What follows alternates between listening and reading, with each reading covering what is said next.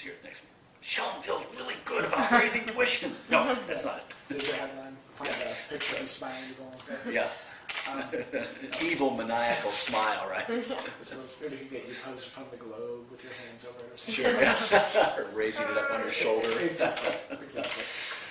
Now, you said earlier that you meet often with student leadership in order to help gauge their input into it. Yeah. And of course, we talk about other topics as well that are of interest to students. Yeah. Given the fact, considering the most recent election, where approximately 3,500 people voted for ASUA elections and GPSC elections are around the same turnout, do you feel confident that you can gauge student sentiment given the fact that so few students do participate in the election of these student leaders? That's a great question. That question has more global reach to it as well. Look how few people vote in the primaries of our state and federal elections around here.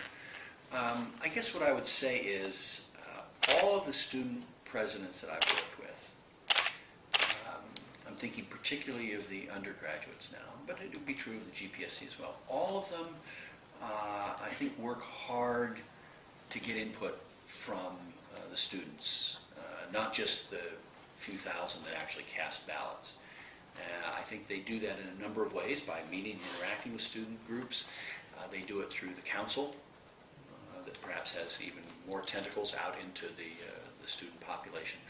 And so I do think that the student leadership has been conscientious, sensitive, trying to understand overall what students want. I, of course, do get various email from students, not only from the Daily Wildcat students, but from others, expressing interest, concerns, not just on tuition, but other topics. Course availability, health center service, things of that nature. So there are lots of venues for input from students, but clearly the ones I meet with the most are the elected officials.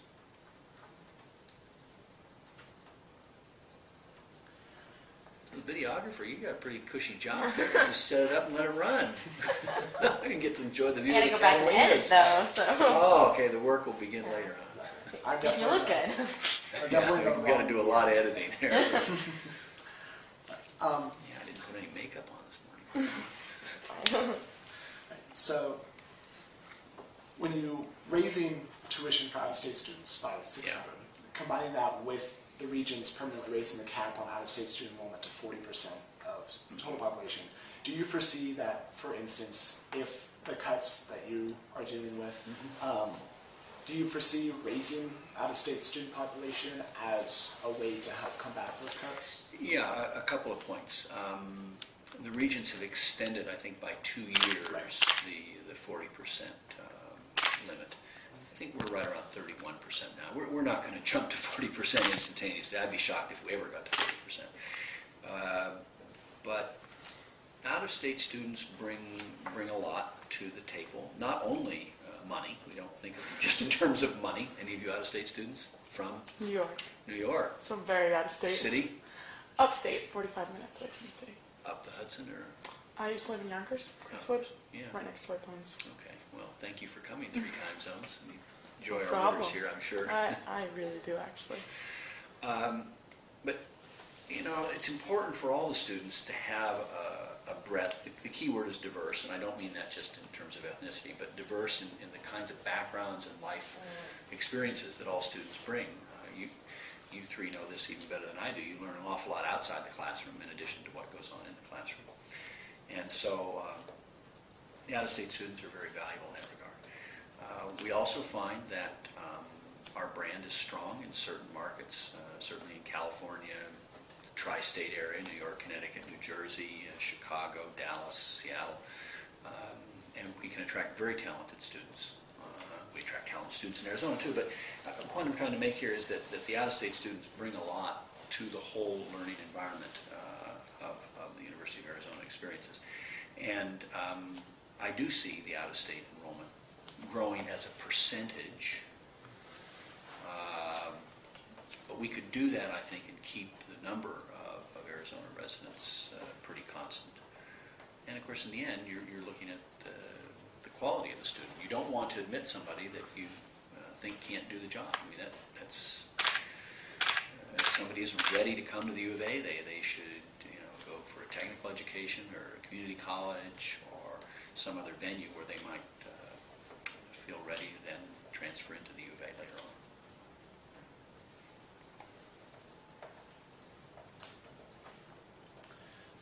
One of the things that the regions have been kind of talking about over the course of the past year or so is how to best differentiate the three in-state institutions in regards to sort of their mission, their goals. Right. So how do you see the UA fit into this? What do you think the UA's role is in the higher education system? Yeah, the question of mission differentiation has been an important topic this year, and I'm glad that the regions have taken it up. I don't think that they're of a single mind on it, but I do think it is important, not just for the institutions, because no one of us can do everything for everybody, but I think for the state as well, to give students choices. So the U of A, I think, needs to be true to its origins and its missions as a premier land-grant public research university. Our membership in the AAU, our designation as a space sciences university, I think all of those are important for the future of Arizona. You combine it with our historical strengths in areas like hydrology and mining and mineralogy, anthropology, archaeology, and you can see that there's a theme here where we are charged with being a world-class research university that deals with topics that are important to the state of Arizona. Think of our whole College of Ag and Life Sciences, for example, and the cooperative extension services they have.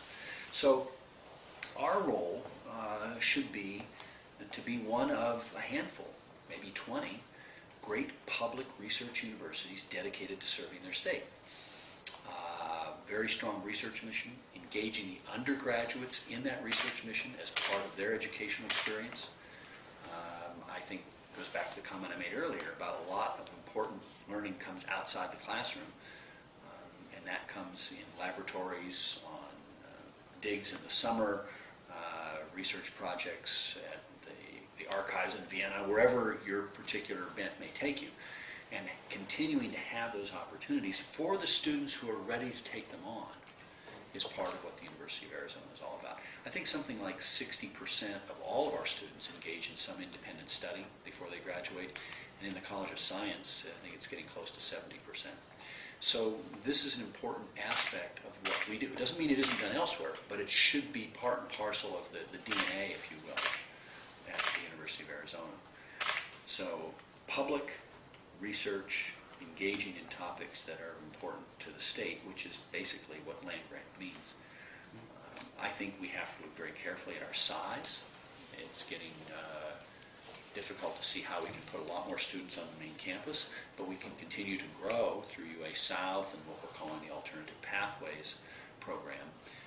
Continue to grow working with Pima Community College, with Cochise Community College, with Arizona Western, others, to provide access to a limited number of UA degrees and do so in a way that doesn't stress the infrastructure of the main campus, and also can be done at a lower cost.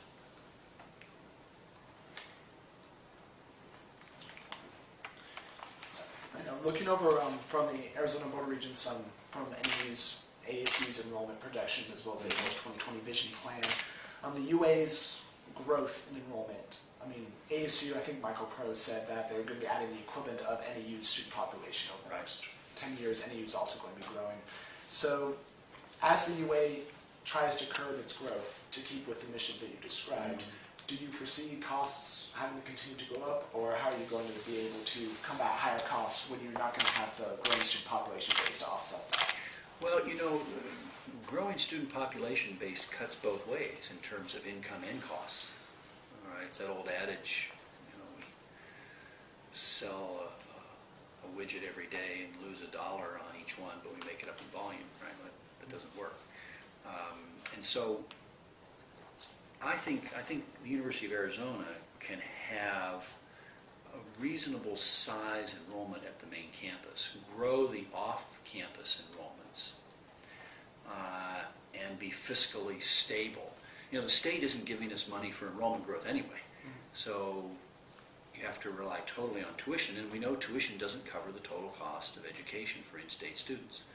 So I think equating growth financial stability is a concept that's outdated.